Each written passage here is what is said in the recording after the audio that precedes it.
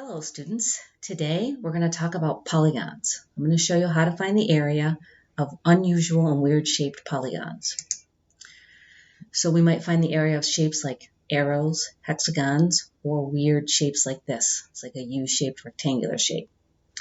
Alright, so to do that, what we're going to do is we're going to break them up into shapes that we already know. So for example, in this one, I would draw a line straight across right here, and I would break this up into a rectangle and a triangle up here.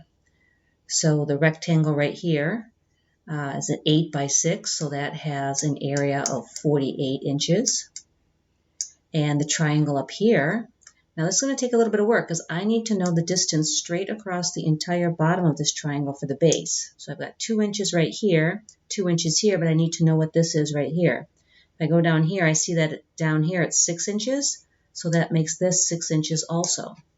So I've got 6, 7, 8, 9, 10. So the base of this triangle is 10. Let me just make a note of that. Base is 10. And the height is right here is 7.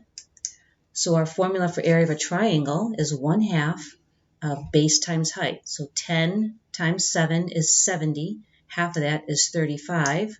So this one has an area of 35. Now if we add both of those shapes together, 48 plus 35, let's see what we get. And that would give us the area of the entire arrow. 35, 8 and 5 is 13. And it looks like we would get 83, and we would label it inches squared. So the total area of this arrow would be 83 inches squared. All right, let's look at another one. All right, let's take a look at this hexagon. I'm going to do the same thing. I'm going to get my pencil out, and I'm going to break this up into, let's see, a triangle on this side, a rectangle in the middle, and a triangle over here. So now I just got to find the area of this triangle, the area of this rectangle, and the area of this triangle. So the rectangle is 11 by 14. 11 times 14, I don't know what it is, so I'm going to multiply it out. 0, 14, I'm going to add these. I get 154. I'm going to label that. Sorry, it's a little sloppy. Now I need to find the area of this triangle. So I'm using this as the base of my triangle and this as the height of my triangle right here. So if this is 14 over here for this length, that makes this length right here 14. So the base of this triangle is 14 and the height is 5. So the area of this triangle is 1/2 of 14 times 5. So let's see what 14 times 5 is. It is 70, half of that's 35. So I'm going to label this 35. And this is the exact same triangles over here. So I'm going to label this one 35. Now I just need to add up all these shapes. I need to add up my 154 for my rectangle, my 35 for this triangle, and 35 for this triangle over here. All right, so I got 10, I got 14 here, carry the 1, 11, I got 12, looks like I got 12 here, carry the 1, and I get 224, and these are meters, and we're going to label it meters squared. So the area of that hexagon is 224 meters squared. Let's look at another one. Oh, this is a good one. All right, I'm going to get my pencil out, and I'm going to break this up into several rectangles. I don't have any triangles this time. That makes me happy. So if I put a line here, I've got a rectangle here. And if I draw a line here, that gives me another rectangle here. So this rectangle is 20 by 6, so 20 times 6 is 120. So I'm going to label this area of this rectangle 120. This one, I got a 5 here. I'm not sure what this is, but if this is 20 up here, this is the same distance right here. So this would also be 20. So 20 times 5 is 100, so I'd label this 100. Now I've got this rectangle over here. So I've got this dimension of 30. I need to know what this length is right here. This 40 represents this entire distance from here to here.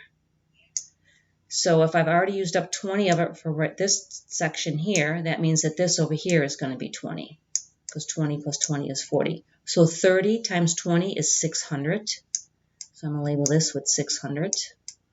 Now I just need to add up my 120, my 600, and my 100. So I've got 120 plus 600 plus 100.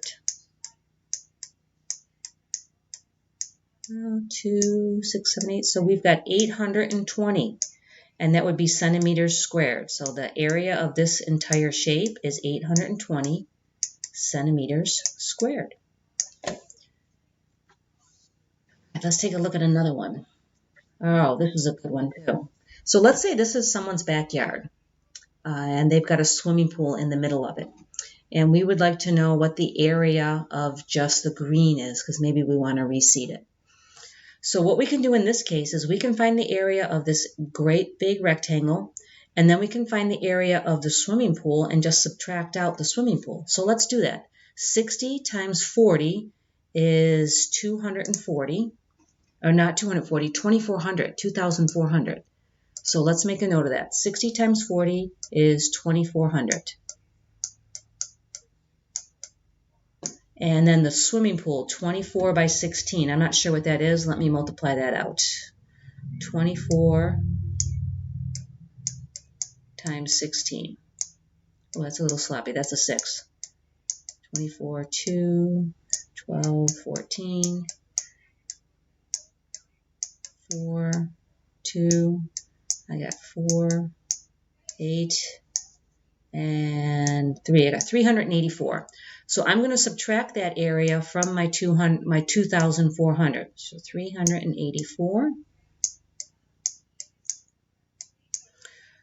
I got to borrow 9. That's 10. So I've got 6, 1, 0, 2. I've got 2,016, and that is feet squared. So that would be the area of this entire green area. So if this was somebody's backyard and they wanted to reseed it, you would need to know what the area is in order to figure out how much seed to purchase. Let me show you that. I have a bag of seed here. So seed comes in all different size bags. So this bag here says it will seed 750 square feet. This bag right here says it will seed 2,330 square feet. So I'd probably use this bag right here to seed that backyard. Now you may ask yourself, why on earth do we have to find these areas of these weird shapes? Well, that was one example. If you wanted to reseed your backyard, you need to know what size grass seed to purchase. Also, let me take a look at, this is an aerial view of Sutton. The center of Sutton there. So take a look at some of this farmland. Let me just make this a little bit smaller so you can see this piece of land right here. So if we look at this farmer's land here, if he wanted to plant crops here, he might need to know the area of that field. So let me just outline it here for you.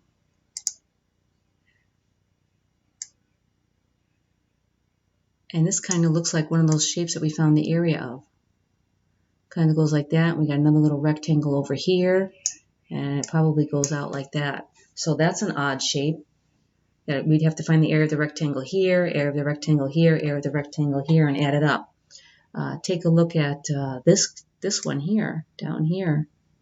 That's an odd shape also. So that farmer might need to find the area of that. Have you ever driven down 146 and seen this sign here? This is a packaging company. What they do there is they make boxes. So if you were a packaging engineer, you'd have to find the area of certain packages that you were designing. Let me show you, for example. So here's a box right here. Let's say Nike wants you to make one of these boxes here. It looks like it's nice and rectangle. It looks like it might be easy to find the area of it. But if you actually unfold this and take a look at what the box actually looks like unfolded,